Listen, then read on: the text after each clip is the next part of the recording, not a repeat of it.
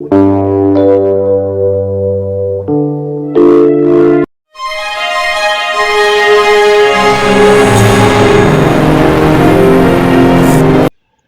The Lord. आप सबको जय मसीह की। मैं परमेश्वर का धन्यवाद देता हूं आज की सुबह दिखाने के लिए। एक और दिन परमेश्वर ने हम सबके जीवन में जोड़ दिया। हम परमेश्वर को कोटि कोटि धन्यवाद दें। एक नया संदेश लेकर मैं आपका दोस्त पास्टर राज मसीह आपके सम्मुख उपस्थित हूं और आप देख रहे हैं मेरा यूट्यूब चैनल जिसका नाम है ब्रदर राज मसीह। आज का जो संदेश है वो उपवास के विषय में है कि उपवास हम सभी रखते हैं, लेकिन ज़्यादातर लोग अधिकतर लोग और चर्चेज़ में भी देखा गया है कि फ्राइडे का दिन जो है वो ज़्यादातर लोग फ्राइडे के दिन उपवास रखते हैं। इसकी क्या वजह है? ऐसा क्यों है? क्यों महत्व दिया जाता है फ्राइडे को? तो आज इसी संदर्भ में बातचीत करेंगे और पूरा संदेश सुनिएगा। सारी बातें बाइबल से होंगी और कुछ बातें हैं जो मैं आपको आपके सम्मुख रखना चाहता हूं, और समझ में आए तो ज़रूर इस वचन को शेयर कीजिएगा ताकि और भी लोग इन बातों को जान सकें। ट्रू पल्स में आज का सवाल है कि मूसा जो परमेश्वर का दास था, क्या मूसा ने कोई भजन लिखा है? मूसा ने कोई भजन लिखा? अगर जानते हैं तो कमेंट्स बॉक्स में लिख दीजिए, अगर नहीं तो डिस्क्रिप्शन में जाइए, वहाँ पर आपको आज के वीडियो का लिंक मिलेगा, उसे क्लिक कीजिए और जान लीजिए कि मूसा ने भजन लिखा या नहीं लिखा है। अगर लिखा है तो वो कहाँ पर है, कौन सी पुस्तक में है। Praise the Lord. और मेरे साथ मेरी मुहिम में शामिल हो जाइए। जिद है सच को फैलाने की, परमेश्वर के वचन को फैलाने की। Praise the Lord. एक छोटी सी प्रार्थना करके आज के वचन को मैं शुरू करूँगा। आइए मेरे साथ प्रार्थना में शामिल हो जाइए। प्रभु जी, मैं धन्यवाद देता हूँ आज की सुबह दिखाने के लिए। धन्यवाद देता हूँ प्रभु कि तूने प्रभु जी हमें संभाला, हमें सही सलामत रखा, जीवित रखा। विनती करता हूँ प्रभु जी आज के वचन को शेयर करने मेरी मदद सहायता कर। मेरे होठों को, मेरे दिल दिमाग को छूकर ब्लेस कर। मेरी आत्मा और मेरा शरीर तेरे ही कब्जे में रहे प्रभु, ताकि बोलने वाला मनुष्य नहीं बल्कि तेरा आत्मा हो। जितने भी लोग इस वचन को देख रहे हैं, सुन रहे हैं, उन सब पर मैं तेरी आशीष बोलता हूँ। हर एक की बुद्धि को, समझ को, ज्ञान को खोल देना मेरे प्रभु, ताकि आज की बातों को समझें और अपने जीवन को उसी के अनुसार गुजारने वाले बन सकें। हर एक को आशीषित कर, हर एक की रोग बीमारी चिंता परेशानियों को दूर कर। हर एक के घर से प्रभु जी लड़ाई झगड़े तफरके मनमुटाव तलाक की दुष्ट आत्माओं को निकाल के दूर कर प्रभु जी। बेरोजगारी दूर कर, नशे दूर कर, कर्जे दूर कर, बांझपन दूर कर प्रभु जी, और असाध्य रोगों से पीड़ित लोगों के जीवन में अद्भुत काम करके उनको चंगाई दे, छुटकारा दे, आज़ादी दे। जितने भी लोग इस वचन को देख रहे हैं, सुन रहे हैं, उन सब पर प्रभु जी अपना अनुग्रह कर, आशीष दे, भला चंगा रख प्रभु जी, ताकि वो तेरी महिमा कर सके। यीशु के नाम से मांगता हूँ, आमीन। Praise the Lord. तो आइए आज के संदेश को मैं शुरू करूंगा, और आज का जो संदेश है वो उपवास के संदर्भ में है कि उपवास का जो दिन है वो फ्राइडे को ही क्यों महत्व दिया जाता है। बहुत सारे चर्चेज़ में और बहुत से लोग पर्सनली जो उपवास रखते हैं लोग, क्योंकि उपवास दो तरह का होता है। एक तो हम खुद अपना रखते हैं पर्सनल, और एक होता है सामूहिक, जब हम चर्च के लोगों के साथ करते हैं। और तीसरा होता है, अगर कम होता है वैसे वो, लेकिन ज़्यादातर हम देखते हैं कि पर्सनल ही लोग जो हैं वो उपवास रखते हैं। तीसरा जो है वो है पारिवारिक उपवास। परिवार के लोग मिलकर जब उपवास रखते हैं किसी भी विषय पर। तो यहाँ पर हम आज बात करेंगे उपवास का जो दिन है वो फ्राइडे ही क्यों है। ये सवाल है, बहुत बड़ा सवाल है, और इसका जवाब भी होना चाहिए कि ऐसा क्यों करते हैं लोग। इसका एक सीधा सा और सरल सा जवाब ये है, क्योंकि एक धारणा है, माना जाता है कि प्रभु यीशु मसीह जब क्रूसिफाइड हुए थे तो वो दिन फ्राइडे का दिन था। तो इसी बात को ध्यान में रखते हुए, इसी बात के मद्देनज़र लोग अपने दिमाग में इस बात को रखते हैं कि आज के दिन प्रभु यीशु मसीह ने हमारे लिए अपने बेशकीमती प्राण को दे दिया, अपने आप को दे दिया हमारे लिए। यीशु मसीह मर गए, क्रूस पे चढ़ गए, वो फ्राइडे का दिन था। इसलिए हम क्या करते हैं, फ्राइडे को उपवास रखते हैं। तो सवाल एक और ये उठता है, क्या ये सही है? ये काम जो हम कर रहे हैं एवरी फ्राइडे, हम जो उपवास रखते हैं, क्या ये सही है? देखिए, उपवास रखना एक आत्मिक उन्नति का कारण है, और ज़रूरी नहीं कि हम सिर्फ फ्राइडे का इंतज़ार करें। बहुत से लोग क्या करते हैं, पारंपरिक उपवासों का इंतज़ार करते हैं जो अब शुरू होने वाले हैं 22 तारीख से। एक पारंपरिक उपवास हैं जो मनुष्य के द्वारा बनाए गए हैं, बुधवार को शुरू होंगे। 40 दिन के उपवास कहा जाता है उनको। बुधवार को ही क्यों शुरू होते हैं वो? फिर उसमें से संडे क्यों निकाल दिए जाते हैं? तो बहुत सारे उसमें सवाल हैं, ये विषय अलग है। लेकिन आज हम इस बात में देखेंगे कि फ्राइडे को ही क्यों उपवास रखा जाता है, क्योंकि लोगों की ये धारणा है कि प्रभु यीशु मसीह का जो क्रूसिफाइड हुआ है, यीशु मसीह ने जो अपना प्राण दिए हैं, यीशु मसीह क्रूस पर लटके हुए हैं। बहुत ताड़नाएं सही हैं, यीशु मसीह ने वहाँ पर अपने प्राण को दे दिया, अपना जीवन प्रभु यीशु मसीह ने मेरे और आपके लिए दे दिया। तो वो कुर्बानी याद करते हुए लोग फ्राइडे के दिन क्या करते हैं, उपवास रखते हैं। तो उस दिन यीशु मसीह उपवास में नहीं थे, न चेले उपवास में थे। वो बात बहुत पहले की थी जब यीशु मसीह ने उपवास रखे थे, जब यीशु मसीह ने अपनी सेवकाई भी शुरू नहीं की थी, तब यीशु मसीह ने उपवास रखे थे। हम पढ़ते हैं मत्ती 3:15 में, 15-16 में यीशु मसीह ने बपतिस्मा लिया। फिर 4 अध्याय में आकर हम पढ़ते हैं यीशु मसीह ने उपवास रखे। फिर 4:17 में हम पढ़ते हैं कि यीशु मसीह ने वहाँ से अपनी सेवकाई को शुरू किया। तो उसके बाद आगे चलते चले गए। तो चेलों ने कभी उपवास नहीं रखे, क्योंकि यीशु मसीह से जब फरीसियों ने पूछा कि तेरे चेले तो उपवास रखते नहीं, यीशु मसीह ने कहा जब तक दूल्हा उनके साथ है तब तक वो उपवास क्यों रखेंगे, लेकिन वो दिन आएंगे कि जब ये उपवासी होंगे। तो संदर्भ ये है कि संडे टू सैटरडे, कोई सा भी दिन परमेश्वर की दृष्टि में तुच्छ व्यर्थ नहीं है। संडे से सैटरडे तक, यानी कि रविवार से शनिवार तक, कोई सा भी दिन परमेश्वर की दृष्टि में तुच्छ नहीं है। आप पूरी बाइबल पढ़ लीजिए, कहीं पर भी नहीं लिखा होगा Sunday, Monday, Tuesday, Wednesday, Thursday, Friday, Saturday, Sunday, सोमवार, मंगलवार, बुधवार, वीरवार, शुक्रवार, शनिवार, एतवार। नहीं, कहीं पर भी दिनों का जिक्र नहीं है। उपवास हम कभी भी रख सकते हैं, कभी भी। संडे को भी, लोग संडे को छोड़ देते हैं, लेकिन संडे को भी हम उपवास रख सकते हैं। वहाँ पर कहीं पर भी मना नहीं है कि आपको रविवार को या सब्त के दिन उपवास नहीं रखना है, रख सकते हैं। तो हम देखते हैं यहाँ पर कि लोगों ने क्या किया है, फ्राइडे को अपनी ज़िंदगी का एक हिस्सा बना लिया है कि हमने उपवास रखेंगे इस फ्राइडे को हम उपवास रखेंगे। या बहुत सारी मांग होती है हमारी परमेश्वर से कि परमेश्वर से हमने कुछ मांगना है तो हम उसके लिए उपवास रखते हैं। तो वो फ्राइडे का दिन हम चुन लेते हैं कि फ्राइडे को हम उपवास रखेंगे, तब हम परमेश्वर से प्रार्थना करेंगे कि प्रभु हमारी समस्या को दूर कर, या हमें ये चीज़ दे, या हमारी इस ज़रूरत को पूरा कर। उपवास का अर्थ क्या है? उपवास का अर्थ है, आइए देखेंगे, यशायाह नबी की पुस्तक 58 अध्याय और उसका 5 पद। उपवास का अर्थ जान लीजिए। अगर आप इसका अर्थ जान लेंगे तो आपको फिर फ्राइडे का इंतज़ार नहीं करना पड़ेगा।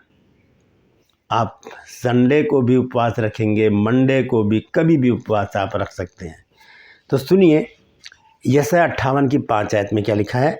जिस उपवास से मैं प्रसन्न होता हूँ, अर्थात जिसमें मनुष्य स्वयं को दीन करे, क्या तुम इस प्रकार करते हो? और आगे लिखा है, क्या सिर को झाऊ की नाई झुकाना, अपने नीचे टाट बिछाना और राख फैलाने ही को तुम उपवास और यहोवा को प्रसन्न करने का दिन कहते हो? उपवास का अर्थ यहाँ पर बताया गया है परमेश्वर को प्रसन्न करने का दिन। अब ये नहीं कि हम भूखे रहेंगे तो परमेश्वर हमसे प्रसन्न होगा, नहीं। ये एक कुर्बानी है, एक अपने आप को दुख देकर परमेश्वर को बताना कि प्रभु देख, हम तेरे लिए उपवासी हैं। अब इसके लिए एक चीज़ और जोड़ दी जाती है इसमें कि हम उपवास क्यों रखते हैं, कि हम कुछ मांगते हैं, कुछ डिमांड रखते हैं परमेश्वर के आगे कि देख प्रभु, हमने उपवास रखा है, अब तो हमारी ज़रूरत को पूरा कर। ऐसा नहीं होता। उपवास इन चीज़ों को मांगने के लिए नहीं होता। उसके लिए तो प्रभु यीशु मसीह ने कह दिया है मत्ती 6 अध्याय के 33 पद में कि पहले उसके धर्म और राज्य की खोज करो तो ये चीज़ें तुम्हें वैसे ही मिल जाएंगी। तो उसके लिए उपवास रखने की ज़रूरत नहीं है। उपवास का जो मतलब है, क्या उसको क्या चाहिए हमें परमेश्वर से।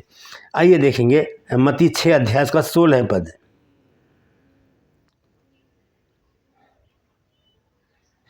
यह लिखा है, जब यीशु मसीह कह रहे हैं, जब तुम उपवास करो तो कपटियों की नाई तुम्हारे मुंह पर उदासी ना छाई रहे, क्योंकि वे अपना मुंह बनाए रहते हैं ताकि लोग उन्हें उपवासी जाने।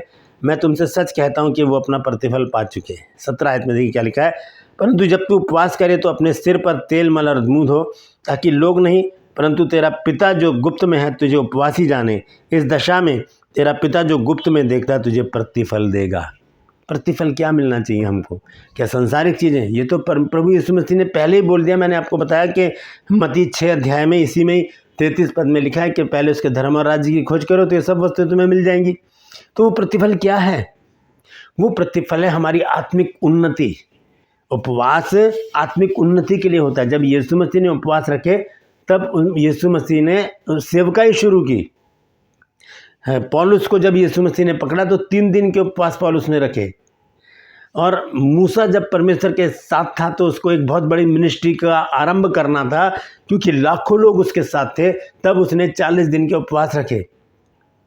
तो एक मिनिस्ट्री को शुरू करने के लिए, आत्मिक उन्नति के लिए, आत्मिक ग्रोथ के लिए हमें उपवास की ज़रूरत होती है, ना कि अपनी सांसारिक इच्छाओं को पूरा करने के लिए। Praise the Lord. तो इसकी एक विधि भी है, उपवास की कुछ विधि है, वो मैं आपको बताना चाहता हूँ कि लोग सोचते हैं कि हम भूखे रह लेंगे तो ये उपवास होता है, लेकिन ये उपवास का तरीका नहीं है। भूखे तो हम वैसे भी रह सकते हैं। घर से कई बार हम बिना नाश्ता किए निकल जाते हैं घर से और सारा दिन इधर उधर घूमते हैं, बहुत सी जगह जाते हैं, काम कोई काम पड़ गया या किसी के साथ हम कि कोई मीटिंग है, कुछ भी है, तो हम खाना भी नहीं खा पाते। शाम को घर आकर जब हम खाना खाते तो कहते हैं आज तो मेरा उपवास सा हो गया, पूरा दिन खाना ही नहीं खाया आज। तो ये उपवास थोड़ी हुआ। भूखे तो हम कभी भी रह सकते हैं, लेकिन उपवास की एक विधि है जो परमेश्वर का वचन हमको बताता है। यशायाह 58 अध्याय में 6 आयत से मैं पढ़ूंगा। यह लिखा है, जिस उपवास से मैं प्रसन्न होता हूँ, क्या वो ये नहीं कि अन्याय से बनाए हुए दासों और अंधेर सहने वालों का जुआ तोड़कर उनको छुड़ा लेना और सब जुओं को टुकड़े टुकड़े कर देना, यानी कि जो बोझ से दबे हुए लोग हैं उनकी मदद सहायता कर देना। क्या भाई ये नहीं कि अपनी रोटी भूखों को बांट देना, अनाथ और मारे मारे फिरते हुओं को अपने घर ले आना। ये नहीं कि घर ठहराने के लिए, घर लाकर उनकी देखभाल करना या वहीं पर ही उनकी देखभाल करना, उनको पैसा देना या उनको खाना खिला देना। और लिखा है, किसी को नंगा देखकर वस्त्र पहनाना और अपने जाति भाइयों से अपने को ना छुपाना, यानी कि उनसे भी मेल मिलाप रखना। ज़रूरी नहीं कि उनसे दूर रहें, उनसे मनमुटाव रखें, नहीं, फिर उपवास का कोई फ़ायदा नहीं होगा। तब क्या होगा? तब तेरा प्रकाश पौ फटने की नाई चमकेगा और तू शीघ्र चंगा हो जाएगा। तेरा धर्म तेरे आगे आगे चलेगा, यहोवा का तेज तेरे पीछे रक्षा करते चलेगा। जब तू पुकारेगा और यहोवा उत्तर देगा, तू दुहाई देगा, वह कहेगा मैं यहाँ हूँ। यदि तू अंधेर करना और उंगली मटकाना और दुष्ट बातें बोलना छोड़ दे, उदारता से भूखे की सहायता करे और दीन दुखियों को संतुष्ट करे, तब अंधियारे में तेरा प्रकाश चमकेगा और तेरा घोर अंधकार दोपहर का सा उजियाला हो जाएगा। 11 आयत में लिखा, और यहोवा तुझे लगातार लिए चलेगा और काल के समय तुझे तृप्त और तेरी हड्डियों को हरी भरी करेगा, और तू सींची हुई बारी और ऐसे सोते के समान होगा जिसका जल कभी नहीं सूखता। और तेरे वंश के लोग बहुत काल के उजड़े हुए स्थानों को फिर बसाएंगे। तू पीढ़ी पीढ़ी की पड़ी हुई नेव पर घर उठाएगा। तेरा नाम टूटे हुए बाड़े का सुधारक और पथों का ठीक करने वाला पड़ेगा। कितनी कितनी बड़ी बड़ी आशीषें इस उपवास के लिए परमेश्वर ने हमको दे रखी हैं। आप पढ़ लीजिएगा, यहाँ पर मैंने लिख भी दिया है। यशायाह 58 अध्याय 6 से आखिरी पद तक पढ़िएगा। मैंने छोड़ दिया आखिर के 2-3 पद, क्योंकि वो कुछ और बातें लिखी हैं। तो यहाँ पर हम देखते हैं कि परमेश्वर उपवास के विषय में बताता है कि कैसे उपवास रखना है, क्या क्या करना है उसमें। फिर उसका वो प्रतिफल भी हमको बताता है कि ये प्रतिफल तुमको मिलेंगे, और परमेश्वर हमारे उपवास का प्रतिफल देने के लिए हर समय तैयार रहता है। तो उसके लिए हमें किसी भी दिन का इंतज़ार नहीं करना, किसी भी पारंपरिक उपवास का इंतज़ार नहीं करना। हमें क्या करना है, कभी भी हम जब परमेश्वर का आत्मा हमें बताता है कि अब उपवास की ज़रूरत है, उपवास में बैठ जाएं और परमेश्वर को धन्यवाद दें। उपवास का तरीका है कि हम पूरा दिन प्रार्थना में रहें, आराधना स्तुति करते रहें, प्रभु से बातचीत करते रहें, प्रार्थनाएं करते रहें, ताकि हम उपवासी जाने जाएं और हम एक आत्मिक दृष्टि से परमेश्वर की दृष्टि में रहें और पूरा दिन हम परमेश्वर से बातचीत करते रहें और उसकी संगति में बने रहें, ताकि परमेश्वर हमको उपवासी जानकर उसका प्रतिफल हमको दे। Praise the Lord. अंत में एक वचन मैं आपको पढ़कर और सुनाता हूँ, उसके बाद मैं समाप्त करूँगा। योएल नबी की पुस्तक और उसका 2 अध्याय 12, 13 और 14 पद। यहाँ पर लिखा है, तो भी यहोवा की वाणी है कि अभी भी सुनो, उपवास के साथ रोते पीटते अपने पूरे मन से फिरकर मेरे पास आओ। उपवास के साथ रोते पीटते, ये नहीं कहा मन से फिरकर मेरे पास आओ, ये नहीं लिखा कि संडे को आओ, मंडे को आओ, फ्राइडे को आओ, नहीं, कभी भी हम परमेश्वर के पास आ सकते हैं। अपने वस्त्र नहीं, अपने मन ही को फाड़ कर अपने परमेश्वर यहोवा की ओर फिरो, क्योंकि वे अनुग्रहकारी, दयालु, विलम्ब से क्रोध करने वाला, करुणा निधान और दुख देकर पछताने वाला परमेश्वर है। क्या जाने वह फिर कर पछताए और ऐसी आशीष दे जिससे तुम्हारे परमेश्वर का अन्न बल और अर्घ दिया जाए। पछताएगा, अगर दुख है हमारे जीवन में, सब दूर हो जाएंगे। हमें आशीषित करेगा परमेश्वर, सुख सुविधा देगा, हमारे रोगों को दूर कर देगा, हमें प्रतिष्ठित करेगा, हमें ऊंचे स्थान पर रखेगा। Praise the Lord. तो दोस्तों, कोई भी दिन मुकर्रर ना कीजिए उपवास का, कभी भी आप उपवास रख सकते हैं। ज़रूरी नहीं कि फ्राइडे ही को हम उपवास रखें और वही प्रार्थना, उसी दिन की प्रार्थना ही सुनेगा प्रभु। नहीं, प्रभु इतना अन्याय नहीं है कि वो फ्राइडे का इंतज़ार करे कि बेटा फ्राइडे को आना, तभी उपवास रखना, तभी मैं प्रार्थना सुनूंगा। ऐसा नहीं है। हम कभी भी उपवास रख सकते हैं, कभी भी प्रार्थना में आ सकते हैं। प्रभु हर समय हमारी प्रार्थना का उत्तर देने के लिए तैयार है। अपने हाथों को उठाकर प्रार्थना कीजिए, प्रभु मुझे शक्ति बल सामर्थ दे, ताकि जब भी मैं उपवास करूं, चाहे वो दिन कोई सा भी हो, तो वो उपवास तुझे कबूल हो मेरे प्रभु। और प्रभु जी, मैं तेरी उपासना कर सकूं, मैं तेरी आराधना कर सकूं और तुझसे वो आशीष और बरकतें पाऊं प्रभु, जो तू मुझे देना चाहता है। मुझे ऐसा बना प्रभु कि मैं उपवासी बनकर प्रभु जी तेरे ही सम्मुख खड़ा रह सकूं। मैं मनुष्यों को दिखाने के लिए नहीं, बल्कि तुझे प्रसन्न करने के लिए उपवास रखूं और उसको सफल बनाने के लिए प्रभु तेरी संगति में बना रहूं, तेरी संगति में बनी रहूं। यीशु के नाम से मांगता हूं, आमीन। छोटी सी प्रार्थना कीजिए और परमेश्वर इस प्रार्थना को ज़रूर सुनेगा और आपके जीवन में बड़े काम करेगा। Praise the Lord. इस वचन को शेयर कीजिए, परमेश्वर इन वचनों को आपके जीवन में बहुतायत से फैलाए और आपके जीवन में इन वचनों के द्वारा बड़े बड़े काम हों। Praise the Lord. इन वचनों के द्वारा परमेश्वर हम सबको आशीषित करे। मैं गुजारिश करता हूं कि इस वचन को शेयर कीजिए, ताकि और भी लोग इन बातों को जान सकें। ट्रू पल्स में आज का सवाल है, क्या मूसा ने भी कोई भजन लिखा है? अगर हाँ, तो कमेंट्स बॉक्स में लिख दीजिए, अगर जानते हैं तो। अगर नहीं पता है तो डिस्क्रिप्शन में जाइए, वहाँ पर आज की वीडियो का लिंक आपको मिलेगा, उसे क्लिक कीजिए और जान लीजिए कि कहाँ पर है वो वचन जहाँ पर मूसा ने भजन लिखा है। Praise the Lord. मेरे साथ मेरी मुहिम में शामिल हो जाइए, जिद है सच को फैलाने की। यदि अभी तक आपने मेरे इन चैनल्स को सब्सक्राइब नहीं किया है तो अभी सब्सक्राइब कर लीजिए, बेल आइकन को दबाइए, ताकि नोटिफिकेशन आपके पास पहुँचे, नया वीडियो बिना व्यवधान के आपके पास पहुँच जाए। मेरे वीडियोस को लाइक कीजिए, शेयर कीजिए और कमेंट बॉक्स में आकर मुझसे ज़रूर बातचीत कीजिए। Praise the Lord. आज के लिए बस इतना ही। फिर मिलूंगा एक नए संदेश के साथ, एक नया वीडियो लेकर। तब तक के लिए मुझे इजाज़त दीजिए, लेकिन अपना और अपनों का ख्याल रखिए और उपवास कभी भी रखिए, कोई दिन मुकर्रर नहीं है। Praise the Lord.